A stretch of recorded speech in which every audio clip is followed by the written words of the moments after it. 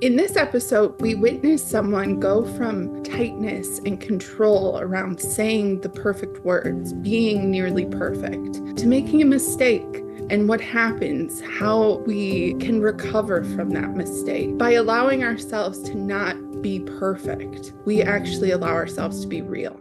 Welcome to the Plumb Podcast. I'm Rosalee.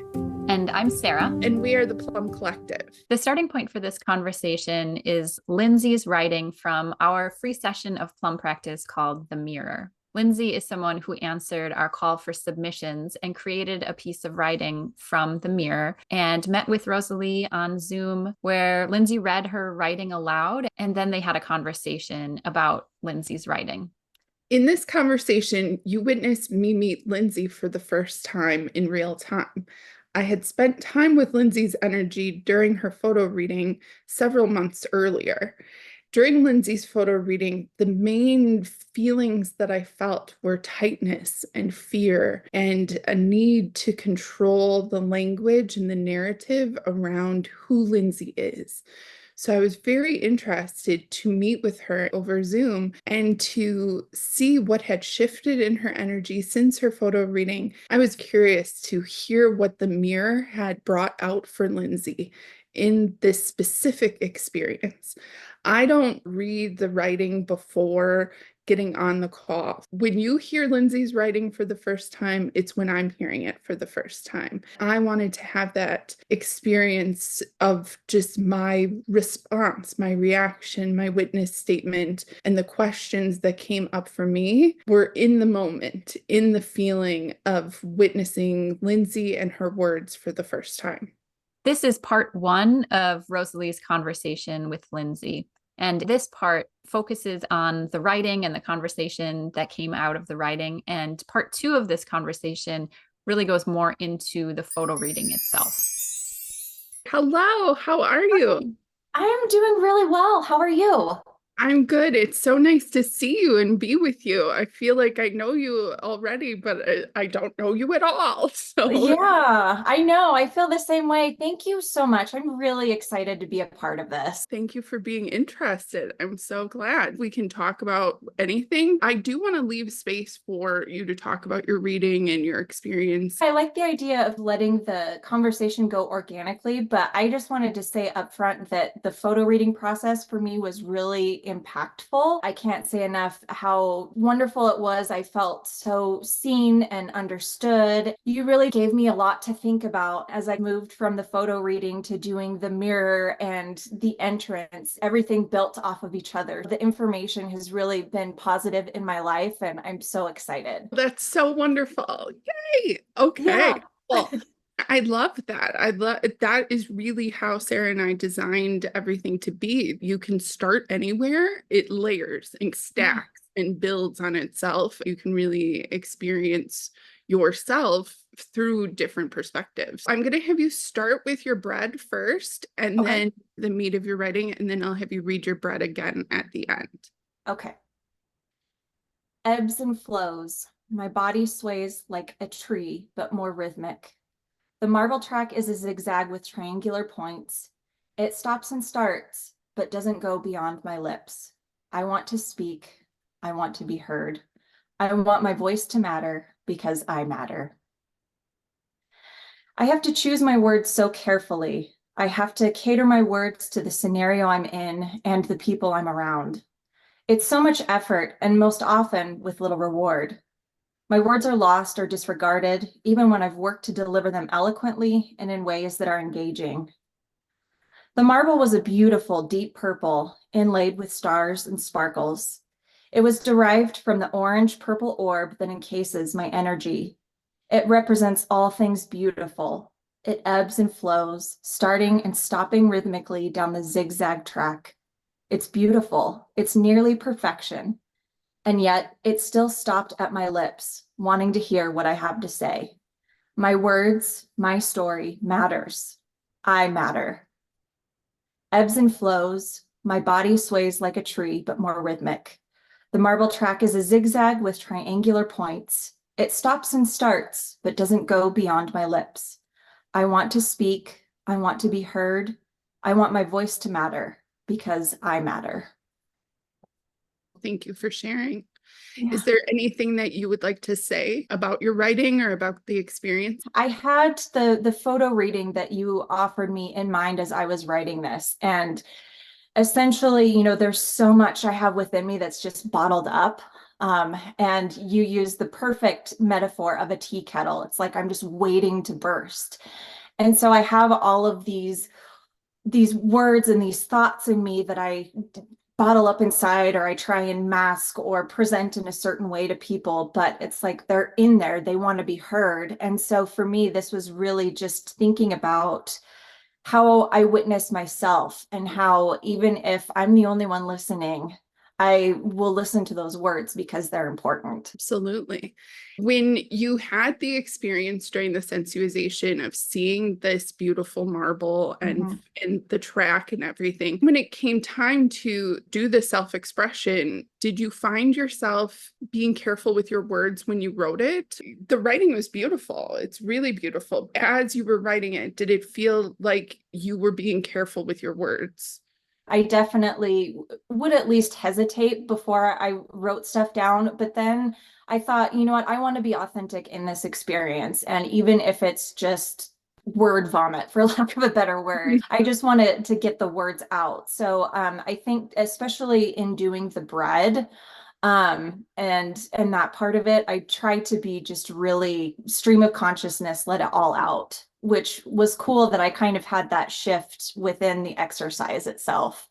Yeah, absolutely. That's why it's a practice. You might have those thoughts or feelings as you're writing, or if you're verbal journaling. It's really understandable and normal. We have a lot of experiences writing in the other way, writing for the audience, making sure that people will understand us. We're choosing our words carefully. In this experience, it can just be for you. It doesn't have to make sense. There's a freedom in the structure that allows that to happen, for us to play with that, be in the practice of it, because it does take something. We're definitely taught societal influences, be really careful, or to say things in a way that doesn't upset everybody. It's understandable to have that in the background. The fact that you noticed that something shifted, that you made a choice, I think is really powerful, and something that I just want to acknowledge you for. There were parts where I could sense that you were maybe a little tighter, and then there were other parts that felt looser, that felt like you were more in the flow. Okay, this is the word that's here. I don't know why. I'm not sure why it's this color or this thing is happening, but this is my experience. I'm going to write the truth of my experience. That's really cool. Yeah, thank you. Is there anything else that you feel or sense about yourself from the experience with the marble, or hearing yourself read your writing out loud? One thing that kind of I noticed when I first wrote this, and again reading it, is just the colors. Like I remember just how vivid the orange and the purples were. And there was just something to the fact that it was like this marble was beautiful and it was almost perfect, and yet it stopped at my lips. And I think because I've so much of my daily life, I feel like I'm curating my words or presenting myself in a certain way. And so it was almost like a manifestation of this need to be nearly perfect. That was really interesting to me. Is that something that you see show up in specific ways in your life, needing to be nearly perfect? Yeah, I think so I'm a mom of two, and I have this pressure on myself of, or maybe this idea of what it's like to be a perfect mom. And so I'm always thinking about, okay, well, have I engaged them enough? Am I supporting them enough? Am I showing them love enough? And trying to just always maybe second guess myself in that way. But it also shows up in work and almost everything I do. There's just, this kind of push-pull of self-doubt and wanting to do everything correctly that's not sustainable, quite frankly. When you are observing yourself or thinking about, did I do enough? What position are you seeing yourself from? I'm probably reflecting on my own childhood experience. I'm looking at it from my inner child, so to speak. And like, okay, I know that I didn't get these things from my parents. So am I then giving those things to my children? I think that's usually the frame of reference. In a specific moment where you're thinking, did I do enough? Do you view the moment almost like a photograph or a movie or something in your mind? A strange question. You're doing great. I would say, yeah, the movie, kind of moving Okay. pictures. Yeah, the movie. That's a good way to put it. I'm kind of playing it back. Yeah. Yeah. Are you seeing it like you see yourself and you see your child and you see Mhm. the interaction? Okay. Yeah. That's what it feels like when you're talking about it. Again, very normal, very reasonable, very understandable to be in that position viewing yourself. But that really is an external point of view, Mhm. watching yourself, observing yourself from the audience's perspective. I think that happens a lot, especially when, as a child, we didn't experience enough. As a child, you're in your body and you're looking around to the audience going like, hello, is anyone going, does anybody see this? Is anybody going to do anything? Slowly over time, when no, there's no reaction from the external, from the audience, we shift our position from being inside of our body to being outside of our body, looking at ourselves from the outside, from this external perspective. We become the audience viewing ourselves and going, is that enough? Did I do enough here? It could happen in an instant. It could happen in this conversation. Oh, yeah. Can I shift my position where I'm viewing myself? If you think of an example, and you don't have to share it, but if you think of an example with your child or children where there was this moment where you're thinking, did I do enough? Instead of viewing it as a movie where you're watching it kind of unfold, where you see yourself as a character in it, playing the role of mother, and then there's the role of child, and did I do enough? Instead, if you can find your energy back into your body and see your life through your own eyes and look at your child and look at your child's body language and remember what it felt like to be inside of your body and the sensations that you were experiencing, and did you feel connected? Were you present? Was there joy there? Different questions start to become available. Yeah. Okay, I'm going to give a little space so you can respond or say anything that you're feeling. What came to my mind was recently I went on a road trip with my 14-year-old and we saw a concert. And coming back, there wasn't a whole lot of conversation. Of course, my mind goes into, okay, what did everything go okay? And I'm like replaying it back. But if I were to think about it from the perspective you just described, there was no tension in the air. It did seem really peaceful in the car. And it just seemed like there wasn't a need for us to talk just to talk. It was like we were both just content with where we were and kind of processing this experience. And so when I think about it that way, it's really comforting. I can feel it. I can see it in your Yeah. face and in your body language that it is. It's like, oh, wait a second. If I'm in the audience's perspective and I'm watching the car and I'm seeing, okay, they're not talking to each other, there's silence. Well, Mhm. then it's like, yeah, is something wrong? Why there's no connection happening? There's whatever, blah, blah, blah, blah, blah. And I can just feel that, like what I said in your photo reading of the tea kettle. It's like the sound of when the tea kettle goes off, or the noise in the restaurant with silverware clattering. It's like that raises that dysregulation and that discontentment feeling of something's wrong here. I Mhm. think that that noise comes, if we trace that back just a little farther, it comes from that external perspective, looking at it and going, what would other people say? Or what would I say from this outside perspective? But when you feel it inside of your body and go, oh yeah, there was no tension. The inside of the car was just a safe space.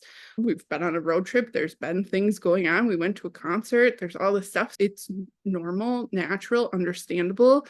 It actually is a really great thing that we can be together in silence and have it not be weird or not have to fill it with conversation or other things, that it can just be safe in the car together. Yeah. I think that's a very powerful shift. When you think of your writing from the mirror, Mhm. having the marble be right at your mouth, when you're thinking about it now, does it feel like you're on the outside and the marble's like on the inside of your mouth and you're seeing yourself from that outside perspective, being like, okay, it's right there. I want the words to come out, or I want it to be expressed. Is that Yeah. kind of the perspective that you were seeing that experience as well? I saw the marble from the outside and it kind of stopped externally, but I just remember Mhm. feeling internally like, okay, I want to get these words out. And Okay. when I look back at it now, it's, I'm thinking a lot about how, I have, this part of the writing was focused on curating words for other people. What's so great about Plum Practice is witnessing yourself and how it's like, no, I'm here. I can not only feel it, but I'm also on the outside listening.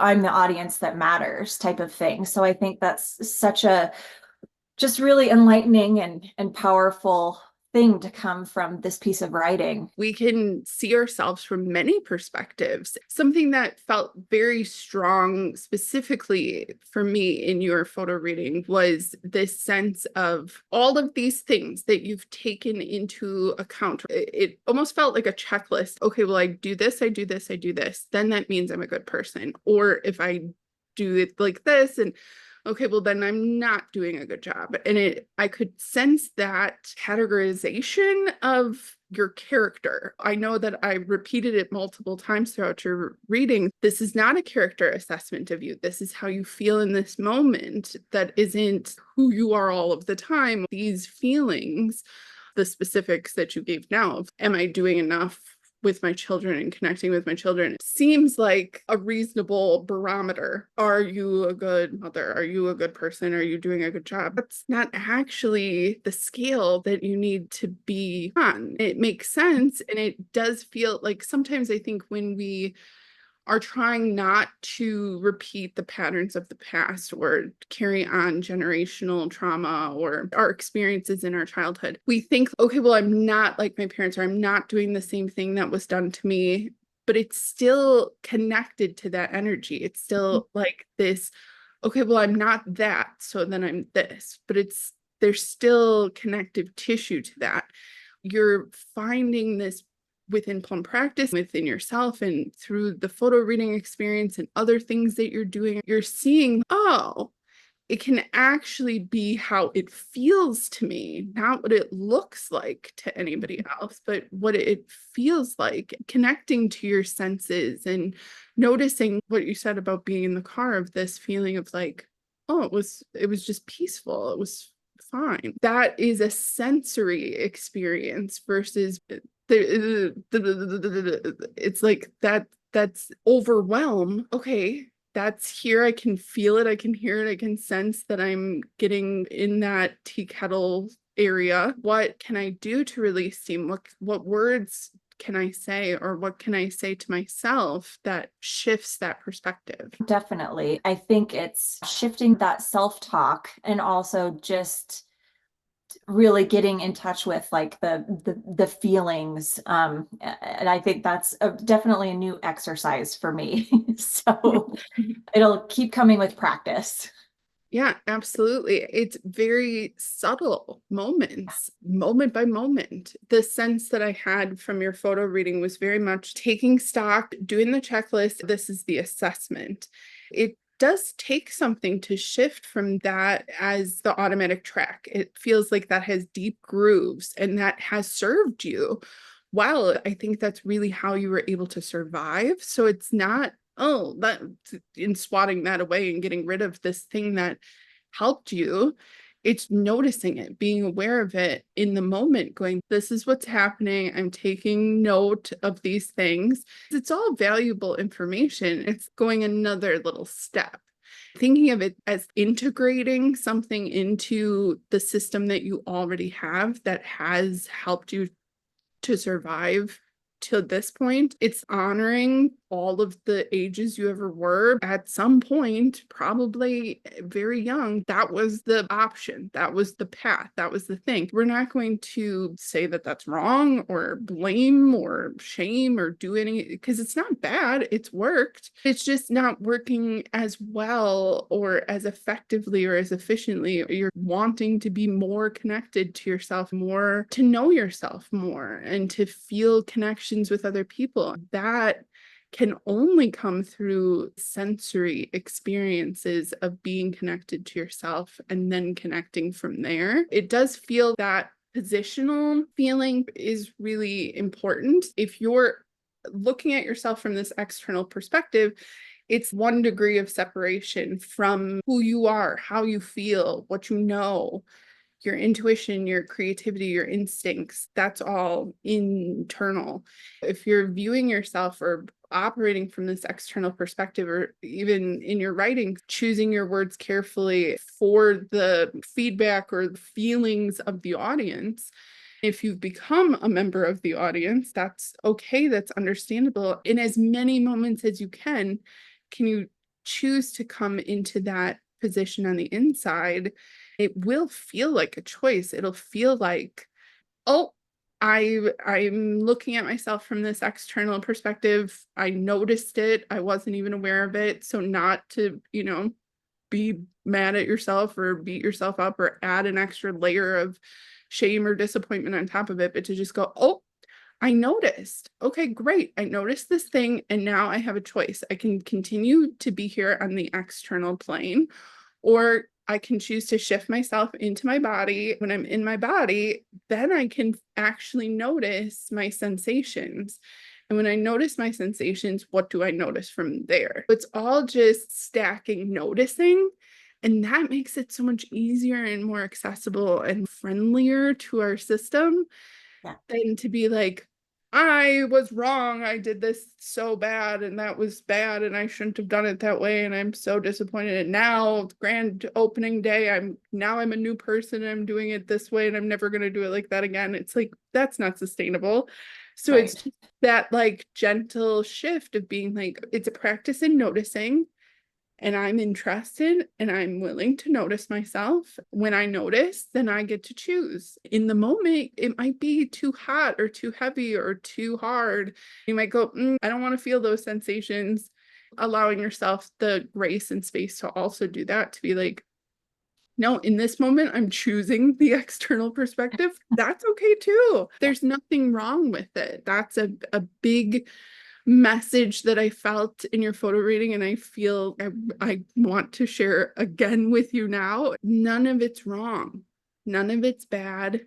You're not bad. You're not wrong. You're not doing anything wrong.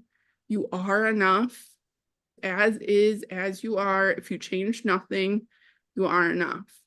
And you have choices, and you can make those nuanced little incremental movements. And over time, through practice, that becomes the automatic. It doesn't take as much noticing. It can be fun in the noticing. I love the idea of integrating, because like you said, it can be overwhelming and not sustainable to try and just take a 180 complete change. Right. But thinking more of it as like a building block or enhancing what is already there, that's really exciting and doable. That was such a great way to describe that. I appreciate that. It was very clear to me in your energy, in your photo reading, and today, that you are kind and sweet, and that there is a warmth to your energy. There's something that's covering that has needed to be there as protection. To then be mad at the protection just creates resistance and more kind of discomfort for you. But instead, to honor it and to be like, okay, it's understandable why it's here. It has been useful. We can be grateful for it because it has helped you to survive. I say this thing a lot about being in relationship with things that most people are like, well, like with Sarah, I often say your relationship with running. It's okay. She is in a relationship with running. When you think of being in a relationship, with protection or with the things that you have used this checklist. These are words that feel like words to describe the sensations that I'm feeling, but do you have words that feel more accurate for you or feel more connected to you about the way that you have been, how it has felt for you? Well, it's so interesting because the word checklist, that was another thing from the photo reading that I was like, oh my gosh, she gets me, because that's my life. I make lists and checklists, and so that's just a perfect visualization for me to be like, okay, I'm just using the checklist in this way when it comes to my sensations or emotions or how I view myself. So it was a really really fitting metaphor. Part of the reason why I felt called to offer you recommendations around list making was because it felt like this is something that feels comfortable to you. We're not completely throwing everything away and starting fresh with something that doesn't make any sense, but using something that feels natural or automatic and then integrating in these new ideas or these gentle shifts incrementally over time makes a difference. And that's not so shocking or not sustainable, something that doesn't feel comfortable or doesn't feel like it's within your wheelhouse. That is a similar idea to how you're relating to parenting or thinking of yourself and your childlike self and what happened to you. I don't know if it's a step further, but or deeper is more what it feels like to me. But it's like going, okay, when you were a child, not what did your parents do, but how did you feel? What was important to you in that moment? Just a light inquiry. When you think about yourself in your childhood, what was important to you? How did you want to feel?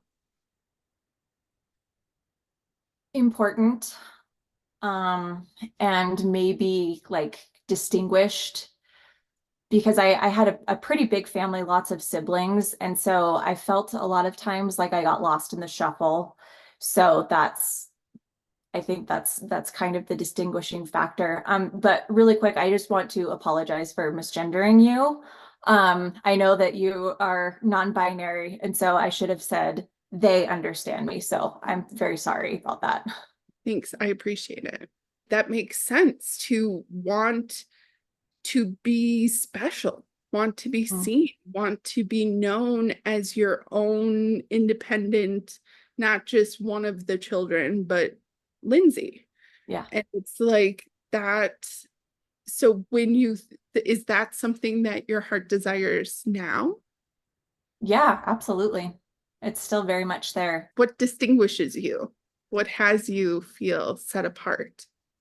Well, and I think that's part of why maybe choosing my words carefully or having a good presentation, because I feel like in a lot of instances, being, well versed or eloquent or what have you, has set me apart. And so that's part of what feeds into that. But also what I'm finding is that I am a naturally creative person.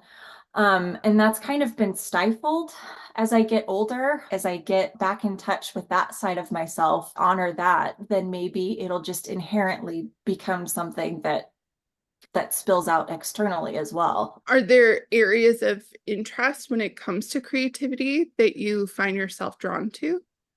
Yeah, I love dancing and theater, and writing. So I think I've found some ways to maybe get kind of plugged into those, like doing community theater or joining a dance class where I can kind of feed that creativity.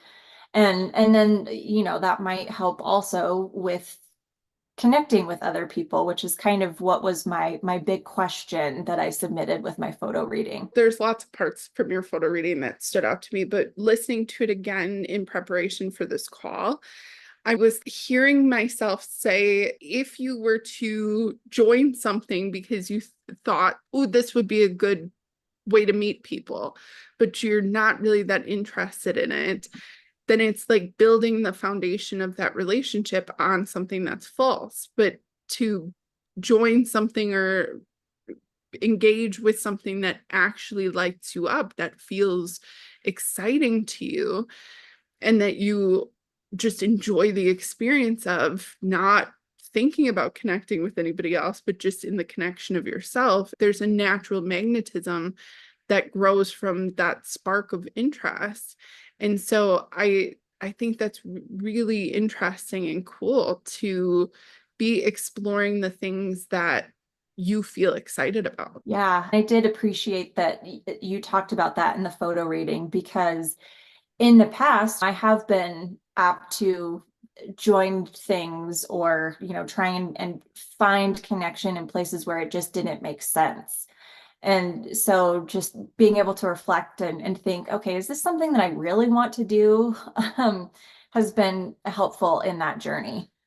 These are the two questions that I know came up in your reading, and I just think are the questions for us to ask ourselves moment to moment all the time. How do I feel and what do I want? They're such simple questions. Even saying it, it's like, well, yeah, that's obvious, but it isn't obvious to most people. We don't actually check in with ourselves and go, okay, how do I feel? How do I genuinely really feel? I'm going to tell the truth to myself. And what do I really actually want in this moment? How do you feel? Honestly, right now I'm feeling guilty for misgendering you. So that's what I'm feeling right now, because I feel like I'm so grateful to be a part of this. And I just, did something so offensive. So that's what I'm feeling right now. Okay, well, I really appreciate you saying the truth. You caught it, you noticed it, you apologized. Are you having one of those moments now where you're seeing yourself from an outside perspective? Yep. Okay. Do you want to say any more about that? Yeah. Well, and I think when I think about it internally, I think it's just feeling like, well, I guess anxious isn't the right word, but yeah, there's just definitely like a tightness in my chest, like, okay, this is such a great opportunity and I don't want to mess it up. And, did I just derail the whole thing?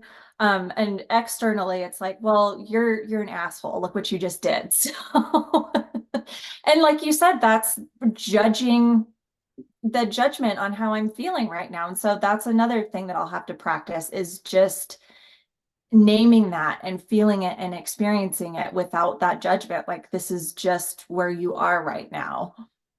Yeah.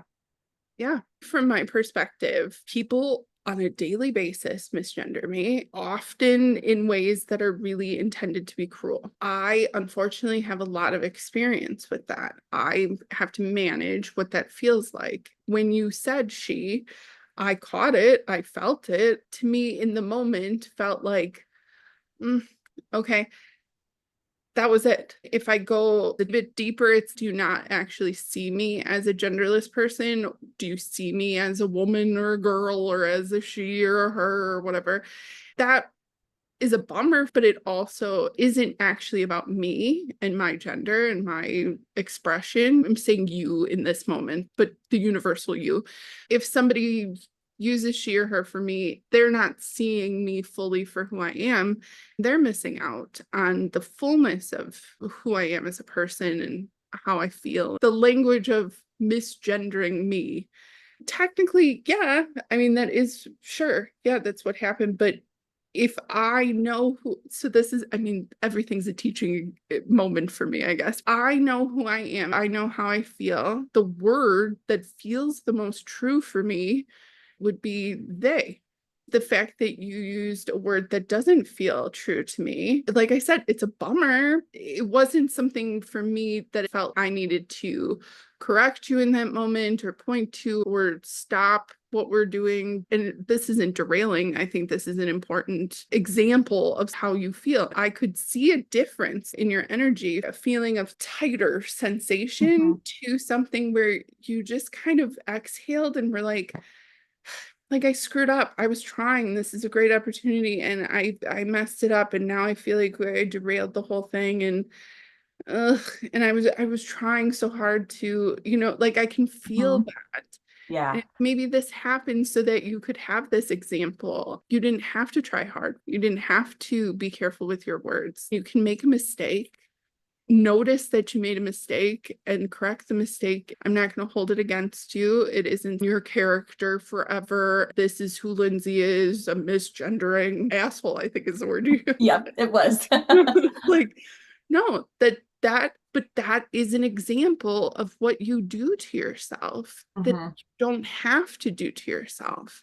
And it doesn't seem like a choice. It doesn't seem like you're choosing to do this to yourself or you're choosing to add a layer of shame over the top of a mistake. It isn't something that you started. If we go back to little infant, just born, freshly little sponge Lindsay, the people around you were talking in a way and behaving in a way. There's an automatic track that has been deeply grooved of don't make a mistake, because if you make a mistake, then you're an asshole. You can't screw it up. You have to be perfect or nearly perfect, have to be distinguished. It has to be enough. That's a lot of fucking pressure. That's a lot Mhm. of tight, hold it together, keep it under control. What if you didn't have to do that? What would it feel like? You're not an asshole, but maybe having the pendulum swing to the other side of like, okay, what if I am an asshole? What if I go around saying the wrong thing?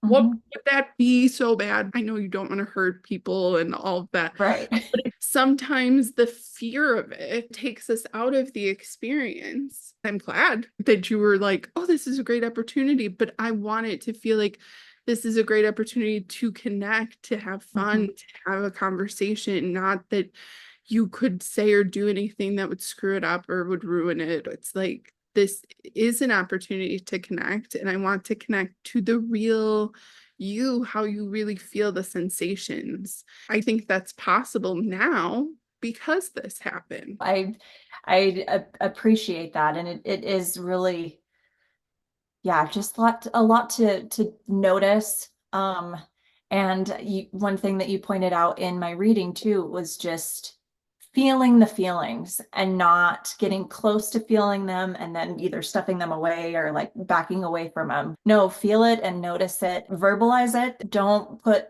meaning attached to it, you know. Glad that we got a real time example, and definitely something I will continue to work on. How are you feeling right now? Now I'm just feeling really, really open. What do you want in this moment? It's not an assessment forever. It's not Yeah. going to have to mean anything long term, but just in this moment, what do you want? In this moment, I just want to enjoy the time that we have talking and connecting, honestly. How would you know if you enjoyed it?